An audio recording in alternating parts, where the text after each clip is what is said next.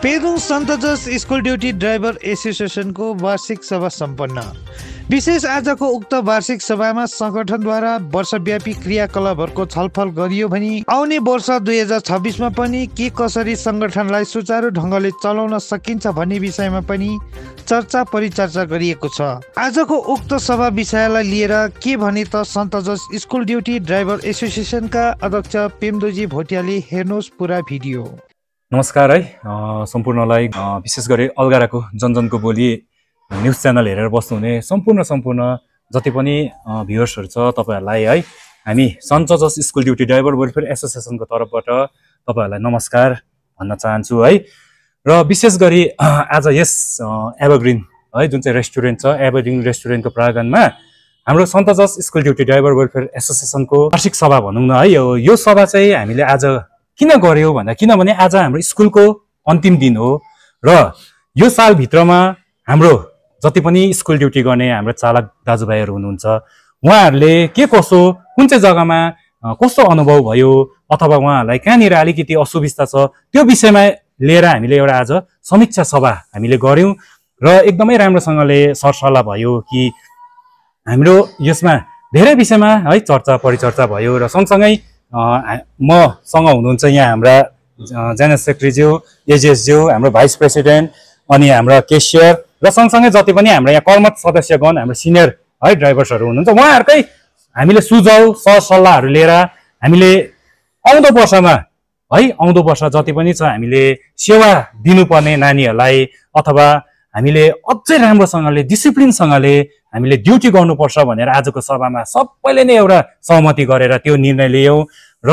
Duty गर्ने क्रममा कुनै किसिमको नानीहरूलाई असुविस्ता नपरोस् है र त्यो विषयमा पनि हाम्रो चर्चा परिचर्चा भयो र गार्जेन्सहरूसँग पनि राम्रोसँगले मिलाएर आउँदो वर्ष 2026 अझै राम्रोसँगले ड्युटी गर्ने भनेर त्यो विषयमा एकदमै राम्रो हाम्रो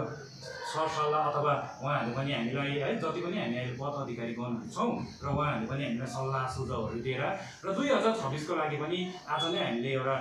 रणनीति जस्तो बनाएर हामीले तयार बसिरहेका छौँ र यो सभा विषय लिएर अझै है जानकारीको लागि हाम्रा जिएसजीलाई पनि 2 शब्द राखिदिनुहोस् भनी म निवेदन गर्न चाहन्छु है। अलगढा जनजनको बोली हेरेर बस्नुहुने जति पनि भ्युअर्सहरू हुनुहुन्छ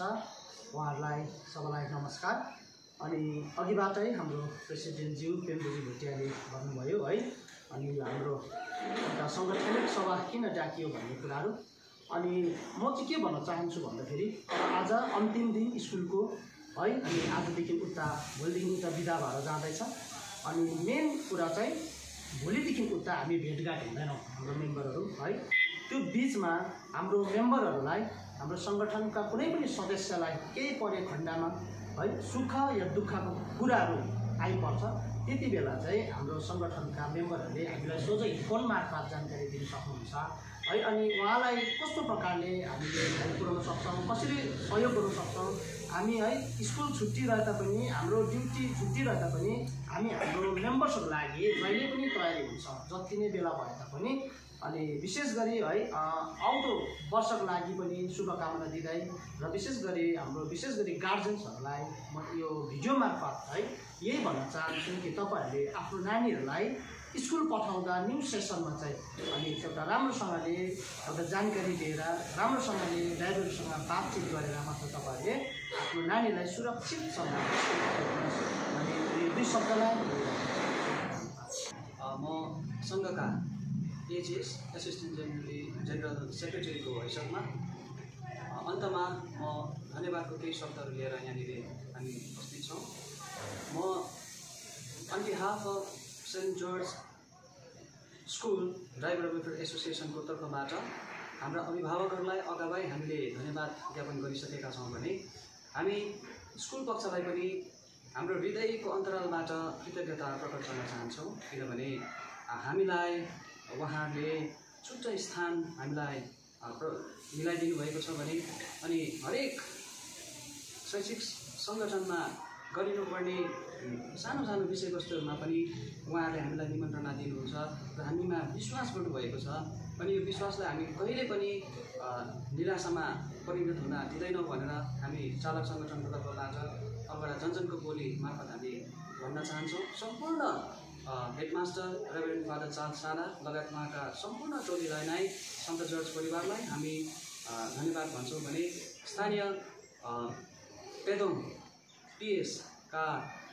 सम्पूर्ण पदाधिकारी ओसीदेखि लिएर ट्राफिक ओसी अहिले नयाँ आउनुभएको छ उहाँलाई पनि हामी सन्त जर्ज स्कुल ड्राइभर वेलफेयर एसोसिएसनको तर्फबाट हृदयबाट नै हामी उहाँलाई कृतज्ञता धन्यवाद पनि भन्न चाहन्छौँ अनि आगामी 2026 को मङ्गलमय शुभकामना पनि टोक्याउन चाहन्छौँ। धन्यवाद।